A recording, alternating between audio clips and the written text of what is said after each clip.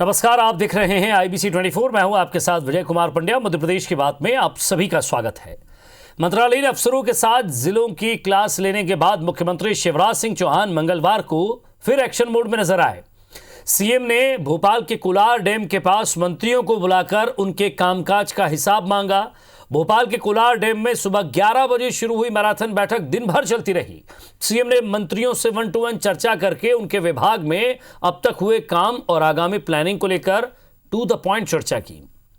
बैठकों में सीएम ने सख्त लहजे में कहा कि सभी विभागीय मंत्रियों को आत्मनिर्भर मध्य प्रदेश का प्रारूप हर हाल में लागू करना ही होगा।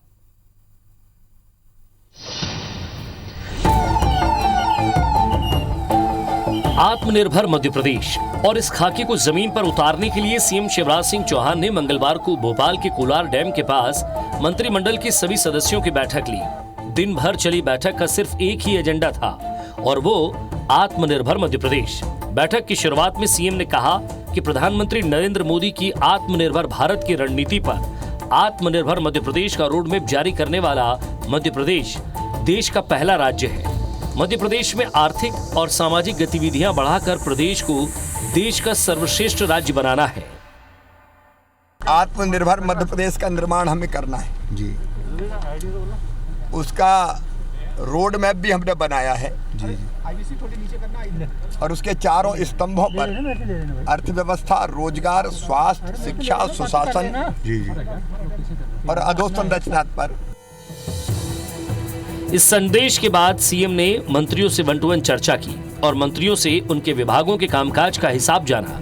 सीएम ने आत्मनिर्भर मध्य प्रदेश के तहत अब तक कामों का हिसाब तो लिया ही, साथ ही आगामी कार्य योजना भी तय करवाई। इसमें 6 महीने, 1 साल, 2 साल और 3 साल में लागू करने वाली योजनाओं पर चर्चा हुई। सीएम ने कहा कि आत्मनिर्भर मध्य प्रदेश का रोड मैप लागू करवाने की जिम्मेदारी संबंधित विभागों के मंत्रियों की है। मंत्रियों की ये जिम्मेदारी है कि वो ये तय किए गए काम तय समय में पूरे करवाएं। इधर कांग्रेस ने सीएम की बैठक को लेकर तंज कसा है। कांग्रेस ने कहा कि सरकार के पास पैसे है ही नहीं और आत्मनिर्भर के सपने दिखाए जा रहे हैं। जनता की तकलीफें और परेशानियां योजनाओं को लेने में ना हो, बिना लिए दिए निश्चित समय सीमा में योजनाओं का ढंग से लाभ मिले, उसकी कई योजनाएं बनाई और हम चर्चा करेंगे उस पर क्या किया जा सकता है। कुल मिला के ये पूरी एक्सरसाइज है लोक कल्याण के लिए, प्रदेश के विकास के लिए। अब जब सरकार का खजाना खाली है और केवल शब्दों के बातों से ही लोगों का पेट भरना है तो गुप्त रूप से बात करना पड़ेगी और वो कर रहे हैं। आत्मनिर्भर मध्य प्रदेश के रोड मैप में अधोसंरचना विकास, स्वास्थ्य एवं शिक्षा, अर्थव्यवस्था एवं रोजगार और सुशासन के तय किए गए कामों पर मंथन हुआ। बैठक में तय हुआ कि सभी मंत्री इस दिशा में काम करेंगे कि प्रदेश में हर महीने कम से कम 1 लाख नए रोजगार उपलब्ध हो सके। साथ ही बैठक में मिनिमम गवर्नमेंट और मैक्सिमम गवर्नेंस पर जोर दिया गया। राकेश चतुर्वेदी, IBC 24, भोपाल। तो मध्य प्रदेश आत्मनिर्भर कैसे बनेगा और लगातार जिस तरह से सीएम शिवराज सिंह चौहान प्रशासनिक अधिकारियों को, कमिश्नर, कलेक्टर के साथ साथ अब मंत्रियों की भी बैठक ली और साफ तौर पर समझा दिया अपने अपने विभाग में काम कीजिए और इन कामों को जमीन पर उतारिए और साथ ही साथ किस तरह से मध्य प्रदेश आत्मनिर्भर बने और रोजगार के अवसर कैसे पैदा हों, इसको लेकर भी खास ध्यान हो। यानी कि अब साफ तौर पर समझ लीजिए, क्योंकि पिछले 1 महीने से जो कवायद शिवराज सिंह चौहान की हम देख रहे हैं मुख्यमंत्री के तौर पर, वो हर एक क्षेत्र पर अपना फोकस कर रहे हैं।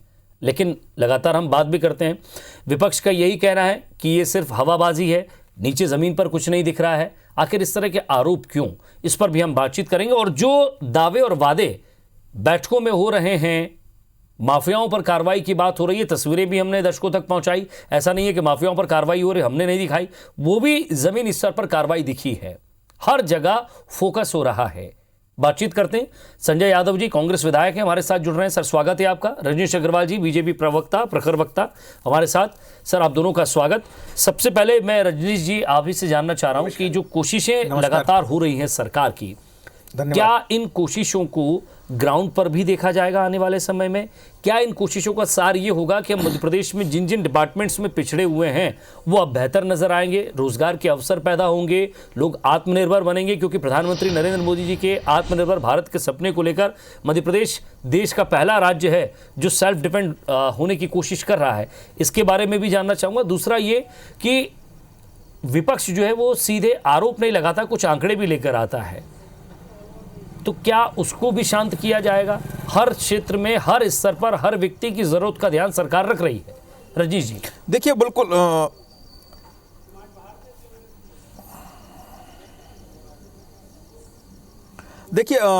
बिल्कुल मध्य प्रदेश कर सकता है, करने का मध्य प्रदेश के पास में साहस भी है, उद्यम भी है, प्रतिभा भी है और मध्य प्रदेश के पास में संसाधन भी है। मध्य प्रदेश ने ये किया भी है। मध्य प्रदेश का क्षेत्रफल नहीं बढ़ा लेकिन एग्रो प्रोडक्शन बढ़ा।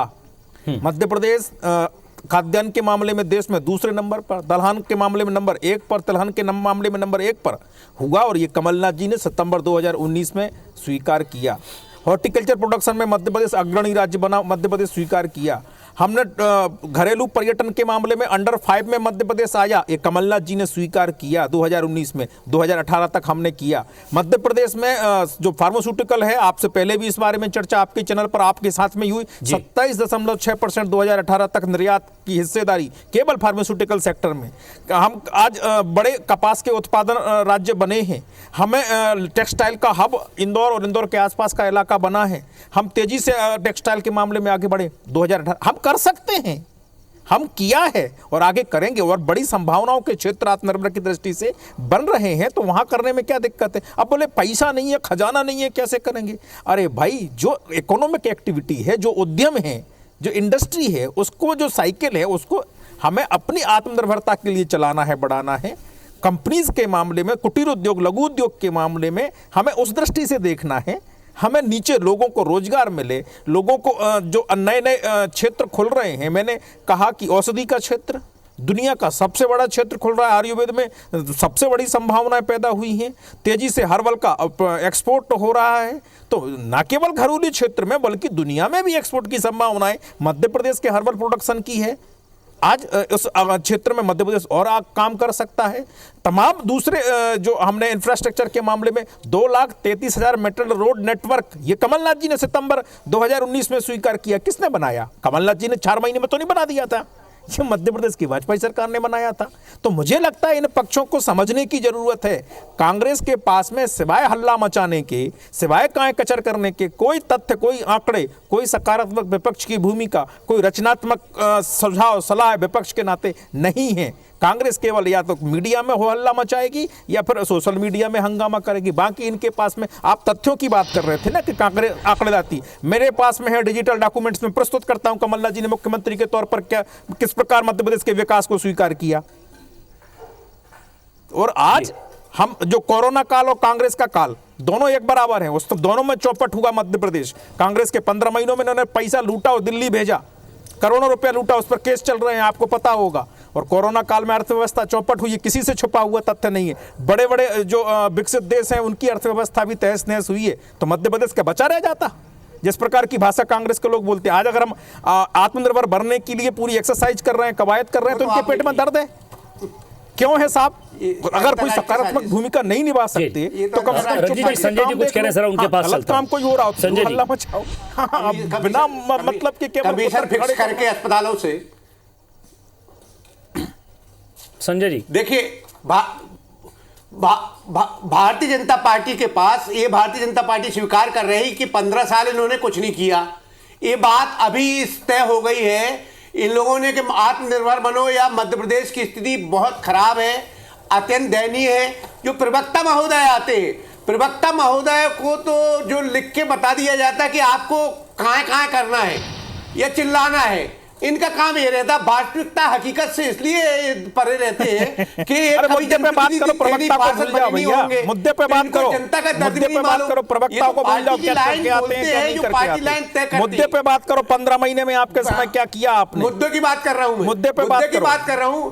आज अरे आज यहाँ मध्य वहाँ की प्रदेश बात मत करो भैया, मुद्दे पे बात करो ना। देखिए, मुद्दे पे बात करो, क्या बोलते हैं क्या नहीं बोलते, क्या हम करके सफाई आते करने में क्या लगे नहीं आते, रहे। मुद्दे पे बात करो आपकी ना। 15 लाख जो मैंने कहा आप कमलनाथ जी सुनो क्या तो, नहीं बोले, बात कर रहे हैं, मैं मुद्दे की बताऊं बात क्या कर रहा हूं। आपको, आपकी बात का आपकी बात का जवाब कुछ दे भी रहा हूं। बोलना है, कुछ भी बोलना है, मैं कुछ भी बोलना आपकी है, बात का जवाब दे रहा हूं। कुछ भी बोलना है। वर्तमान में मध्य प्रदेश की इतनी खराब स्थिति है कि जो काम चल रहे थे, नहीं मुद्दे पे बात करो, मुझे कोई दिक्कत नहीं, मैं क्या करके आता हूँ क्या नहीं करके आता, ये डिस्कशन का सब्जेक्ट नहीं है। सच लगने लगे, ये झूठ के अलावा कुछ बोलते नहीं।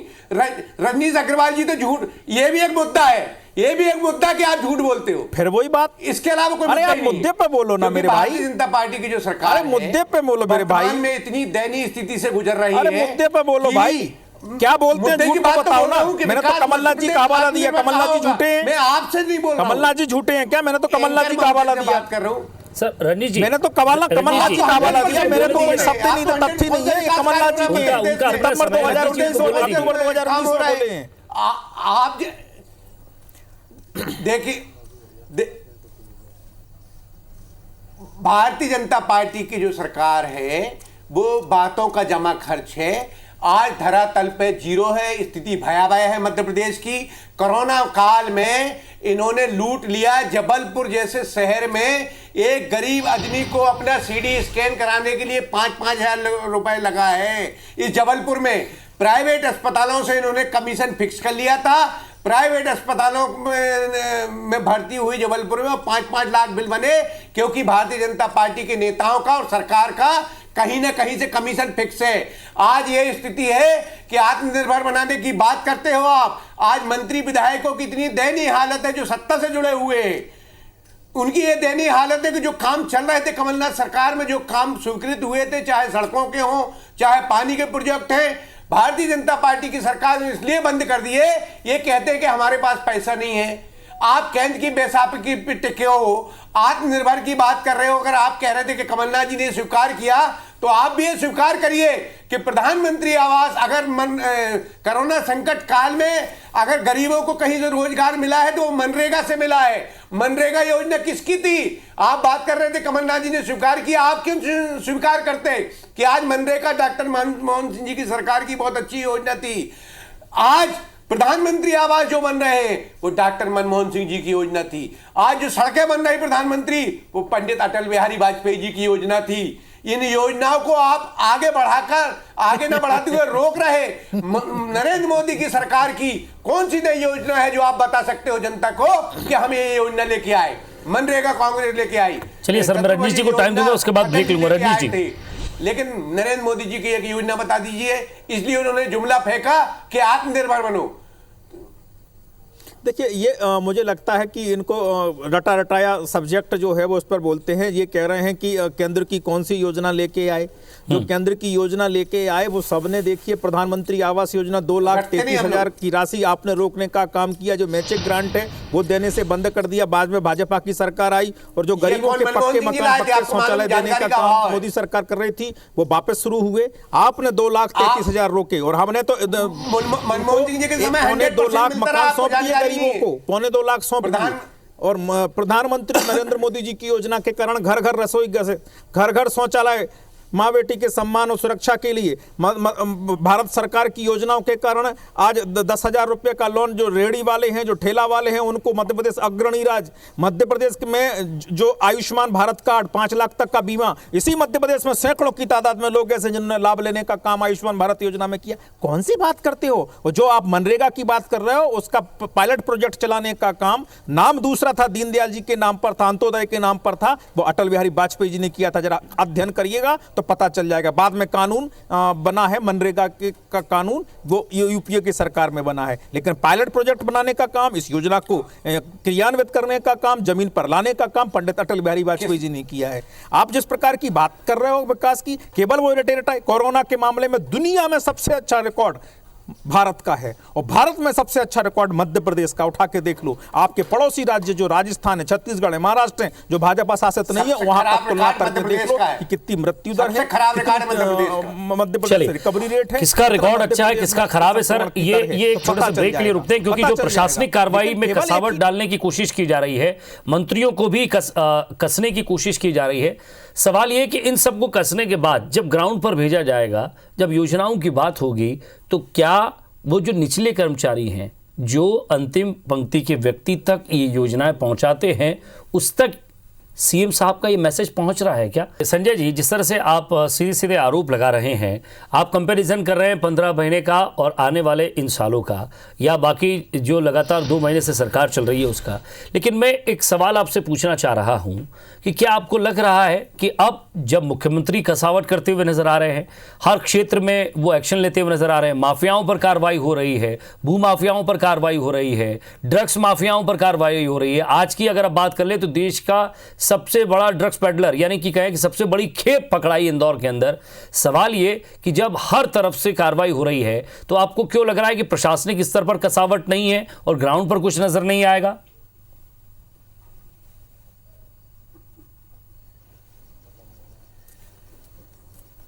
देखिए, मैं तो सबसे पहले इस बात को बधाई देता हूं कि कमलनाथ जी ने जो अभियान चलाया था, उस अभियान को माननीय शिवराज जी जारी रख रहे हैं। लेकिन हम देखने में आता है कि इस शासन में छीन के कार्रवाई की जाती है, कौन अपना है कौन पराया है। अगर इनको लगता नहीं सर, ये आरोप तो आपके समय भी लगे थे। जबलपुर की नहीं संजय जी, ये आरोप उस समय आपके ऊपर भी लगे थे, क्योंकि वो इनके दल से जुड़े हुए व्यक्ति थे। अभी भी मैं लगा रहा हूं ना, अभी तो मेरे पास प्रमाण है, अभी हमारे यहाँ एक हाई राइज बिल्डिंग को नोटिस दिया, 2 दिन बाद उसको पटवारी को इसलिए हटा दिया गया क्योंकि वो कहीं ना कहीं से किसी न किसी रूप से भारतीय जनता पार्टी के सदस्य के रूप में काम कर रहे हैं।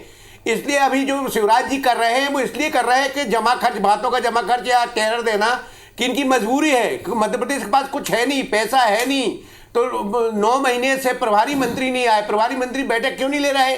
क्योंकि उनको जब आएंगे तो कुछ ना कुछ करना पड़ेगा। और आप जिले वाइज प्रभारी मंत्री क्यों नहीं बना पा रहे? ये सबसे बड़ी कमजोरी है। Shivraj ji one man show होना चाह रहे हैं, बातों की जमा खर्च है भारतीय जनता पार्टी की सरकार, शिवराज जी की सरकार। प्रशासनिक इनका नियंत्रण था नहीं। अभी वर्तमान में स्थिति ये है कि वन मैन शो है, मंत्री की कोई सुनवाई नहीं हो रही, मंत्री को कोई सुनने वाला नहीं। हमारे यहाँ तो खैर मंत्री भी नहीं है, लेकिन प्रभारी मंत्री संभागीय की आज तक इन 9 महीनों में एक बैठक नहीं हुई। इतने संकट काल में जब प्रभारी मंत्री जिलों में जाएगा, इसका सवाल का जवाब आप कैसे कसावट कर सकते हो?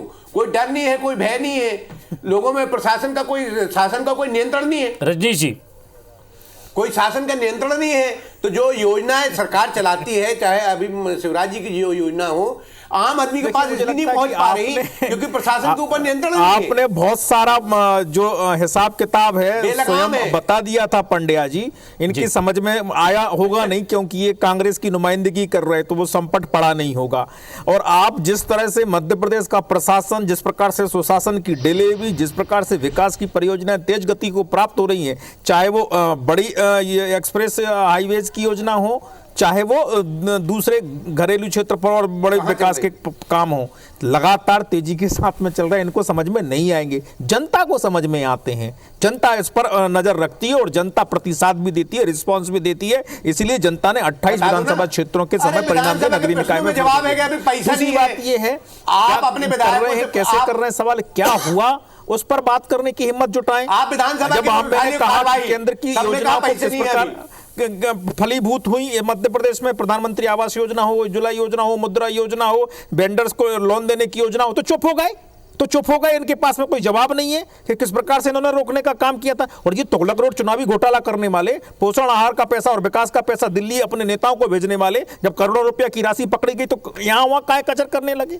सवाल है कि मध्य प्रदेश का विकास मध्य प्रदेश के दम पर, मध्य प्रदेश के संसाधनों के दम पर अगर होता है तो क्या दिक्कत है? आज मध्य प्रदेश टेक्सटाइल के मामले में तेजी से बड़ा हब बन रहा है। आज मध्य प्रदेश तेजी के साथ में कपास उत्पादन में अग्रणी 5वां राज्य है। मध्य प्रदेश तेजी के साथ में हर मामले में अगर अपनी दम पर आगे बढ़ने की योजनाएं बनाता है, रोड मैप तैयार करता है, तो दिक्कत क्यों खड़ी होती है आपको साहब? संजय जी, जो कोरोना के मामले में महाराष्ट्र का जवाब क्यों नहीं देते? जो काम गिरा रहे हैं राजस्थान का जवाब क्यों नहीं देते? आपको धरातल पर कांग्रेस क्या दूसरी बात है, संजय जी, मैं एक सवाल आपसे करना चाहूंगा संजय जी, क्या मध्य प्रदेश की क्या शिवराज सिंह चौहान जी का जो एक्शन मोड आपको नजर आ रहा है, क्या उससे घबराहट हो रही है? क्योंकि जिस तरह से आपके नेता भी कह चुके हैं, जी जी, बिल्कुल कोई घबराहट नहीं है।